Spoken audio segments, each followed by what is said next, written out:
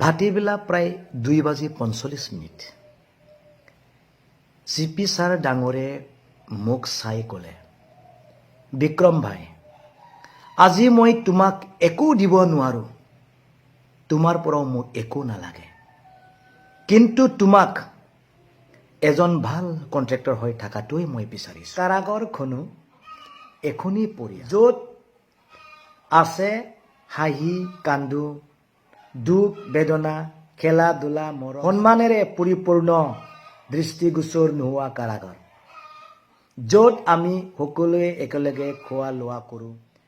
মোৰ ভাৱনাৰে কাৰাগাৰত থাকি মই হতাশ হোৱা নাই। মই বহুতো অভিজ্ঞতাহে পাই সাহস। জানুৱাৰী 7, 2023 পুৱতি নিশা প্ৰায় 2:40 গোসাইগাঁও মহকুমাৰ জাম্বুগুৰি গাঁৱত হুৰ ঘৰত মই যেতিয়া শুই আছিলোঁ, তেতিয়া এজনী তিৰোতা মানুহে মোৰ নাম লৈ, বিক্ৰম দৈমাৰী আছে না? অ' বিক্ৰম দৈমাৰী, আমি আহিছোঁ, উঠিবচোন, তেনেকুৱা কোৱা মই শুনিবলৈ পালোঁ। তেতিয়া হঠাৎ মই টাইমটো চালোঁ, প্ৰায় 2:40। বহুতবাৰ মাতাৰ পিছত মই উঠি আহিলোঁ আৰু দুৱাৰখন খুলিলোঁ। তেতিয়া দেখিবলৈ পালোঁ যে চোতালত বৃহৎ পুলিচৰ দল উপস্থিত হৈ আছে। তেওঁলোকে মোক বাহিৰলৈ আহিব দিয়ে আৰু এটা ব্লেংক বগা পেপাৰত মোক চহী কৰিবলৈ বাধ্য কৰালে। ইয়াৰ পিছত মোক চোতালৰ পৰা পুলিচৰ দলে ৰাস্তাত ৰখাই থোৱা গাড়ীত কোকৰাঝাৰ সদৰ থানালৈ লৈ যায়। উল্লেখযোগ্য যে পুলিচৰ দলে মোক কোনো এটা অপব্যৱহাৰ কৰা নাছিল।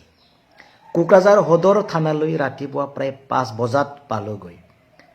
সদৰ থানালৈ গৈ মই এখনি অডিটৰিয়ামত প্ৰায় 5 ঘণ্টা ধৰি বহি আগন্তুক সময়ৰ বাবে অপেক্ষা কৰি থাকিলোঁ। বহুত সময় ধৰি পুলিচৰ অফিচাৰ আৰু ষ্টাফ লগত বহি সময় কটালোঁ। সন্ধিয়া প্ৰায় 4:40 কোকৰাঝাৰ CGM কোৰ্টত মোক লৈ যোৱা হ'ল। এজন পুলিচৰ IO অফিচাৰে মোক 15 দিনৰ কাৰণে পুলিচৰ কাষ্টডিত ৰাখিবলৈ সময় বিচাৰিছিল, কিন্তু মাননীয় CGM কোৰ্টৰ বিচাৰকজনে মাত্ৰ 5 দিনৰ কাৰণে পুলিচৰ কাষ্টডিত চমজাই দিয়ে। জানুৱাৰী 10, 2023 মাননীয় স্পেচিয়েল ADGP বৰ্তমানৰ অসম পুলিচৰ DGP GP সিং ছাৰক নিৰ্দেশ মৰ্মে মোক কোকৰাঝাৰত থকা চৰাইখোলা 7 APBN কেম্পলৈ মোক লৈ যোৱা হ'ল। তেতিয়া ভাটিবেলা প্ৰায় 2:45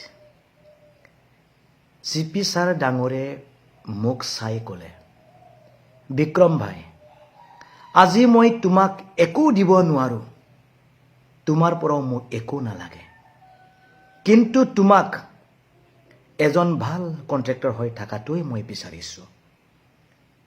আৰু তেওঁ মোক পৰামৰ্শ দিয়ে যে তুমি ছ'চিয়েল মিডিয়াত বহুতো কথা কয়, এইবোৰ কথাও তুমি ক'ব লাগিব, যেন ভৱিষ্যত বিটিআৰত পুনৰ অস্ত্ৰধাৰী সংগঠন জন্ম লৈ বিটিআৰত যেন অশান্তি সৃষ্টি নকৰে, এইবোৰ কথাও তুমি ৰাইজৰ আগত ক'ব লাগিব। তেতিয়া মই GP ছাৰক এটাই কথা ক'বলৈ সুযোগ পালোঁ, ছাৰ, আপুনি যিবোৰ কথা মোৰ আগত কৈ আছে, এইবোৰ কথা মোৰ অৱগত নহয়, কিন্তু বিটিআৰত পুনৰ অশান্তিৰ সৃষ্টি হোৱাটো আমি কোনোদিন নিবিচাৰোঁ বুলি মই GP সিং ছাৰক ক'লোঁ।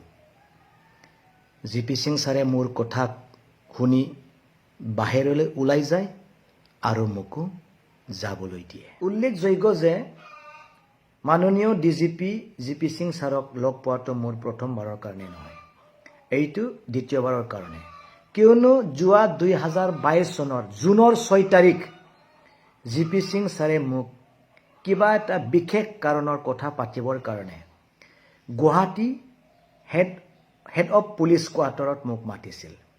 তাতে মই জিপি সিং ছাৰক প্ৰথমবাৰৰ কাৰণে লগ পাইছিলোঁ। যিয়ে নহওক কোকৰাঝাৰ সদৰ থানাত থকা সকলো পুলিচ ষ্টাফ আৰু অফিচাৰবিলাক মোক ধন্যবাদ দিব লাগিব। তেওঁলোকে মোক ৰেচপেক্ট আৰু সন্মান দিছিল আৰু তেনেকুৱা কোনো অপব্যৱহাৰ মোক কৰা নাছিল। তেওঁলোকে মোক সহায় কৰিছিল বিভিন্ন ক্ষেত্ৰত। তাৰ কাৰণে মই কোকৰাঝাৰৰ সদৰ থানাৰ গোটেই অফিচাৰবিলাক মই ধন্যবাদ দিব লাগিব। জানুৱাৰী 12, 2023 সন্ধিয়া প্ৰায় 5:15 কোকৰাঝাৰ সদৰ কাৰাগাৰত মোক প্ৰেৰণ কৰা হয়। কাৰাগাৰৰ ভিতৰত যাই মই ইয়াকে দেখিবলৈ পালোঁ যে বহুতো মানুহবিলাক মোক স্বাগত আৰু অভিনন্দন জনালে। মই ভাবি আচৰিত পালোঁ যে মোৰ বেগবোৰ তেওঁলোকে মই থকা ঠাইলৈ দাঙি লৈ যায়। পিছত গম পালোঁ তেওঁলোকে মোক নিউজত চাই আছিল আৰু দেখা পাই আছিল। কোকৰাঝাৰ সদৰ কাৰাগাৰত 91 দিন থকাৰ পিছত মই ইয়াকে জানিবলৈ পালোঁ যে আৰু অনুভৱ কৰিলোঁ, কাৰণ মই যে নিৰ্দোষী, এই সকলোৰে মাজত বহুতজনক নিশ্চয় নিৰ্দোষীৰে কাৰেক্ট কৰি ৰাখিছে নেকি বুলি মই অনুভৱ কৰিলোঁ। ক'বলৈ গ'লে কাৰাগাৰখনো এখনি পৰিয়াল, য'ত আছে হাঁহি কান্দো, দুখ বেদনা, খেলা ধূলা, মৰম স্নেহে আৰু সন্মানেৰে পৰিপূৰ্ণ দৃষ্টিগোচৰ নোহোৱা কাৰাগাৰ, য'ত আমি সকলোৱে একেলগে খোৱা লোৱা কৰোঁ আৰু একেলগে শুবলৈ পাওঁ। উল্লেখযোগ্য যে বিটিআৰ পিছ এগ্ৰিমেণ্টৰ পিছতো বহুতো ex-NDB সদস্যবিলাক লগ পাই সকলো কথা পাতিব পোৱাতে মই আটাইতকৈ ডাঙৰ ভাগ্যৱান বুলি মই ক'ব পাৰোঁ। যিবিলাক মই শুনিহে আছিলোঁ, বিটিআৰ শান্তি চুক্তি হোৱাৰ পিছতো কাৰাগাৰত বহুত ex-NDB সদস্যবিলাক কাৰেক্ট হৈ আছে বুলি। তেওঁলোকক বাস্তৱত লগ পাই মই বহুত আনন্দিত হ'লোঁ আৰু যিবিলাক মই কোনোদিন লগ পাম বুলি আশা কৰা নাছিলোঁ, তেওঁলোকক মই লগ পালোঁ। সন্ধিয়া প্ৰায় 5:30 সকলোবোৰ দৰ্জা দুৱাৰ বন্ধ কৰা হয়। বাহিৰলৈ দৃষ্টি নিক্ষেপ কৰাৰ সুযোগ নাপাওঁ। মনে মনে কল্পনা কৰি থাকোঁ, কিবা ভাল খবৰ আহিব নেকি আমাৰ জীৱনত, চিন্তাৰে হৈ থাকোঁ। পিছদিনাখন ৰাতিপুৱা প্ৰায় 7:15 দুৱাৰখন মুকলি কৰা হয়। মাথোন ভাবোঁ, আজি মোৰ কোনোবা আহিব নেকি মোক চাবলৈ, মোক মাত দিবলৈ। মোৰ ভাৱনাৰে কাৰাগাৰত থাকি মই হতাশ হোৱা নাই, বৰঞ্চ মই বহুতো অভিজ্ঞতাহে পাই সাহস হৈ আহিলোঁ। এই মোৰ 91 দিন কাৰাগাৰৰ ভিতৰত থকাৰ মোৰ অভিজ্ঞতা। ক'বলৈ বহুত আছে, কিন্তু সময়ৰ নাটনিত ইমানতে মই সামৰিলোঁ। কিবা এটা যদি ভুল হৈছে মোক ক্ষমা কৰিবা। Thank U.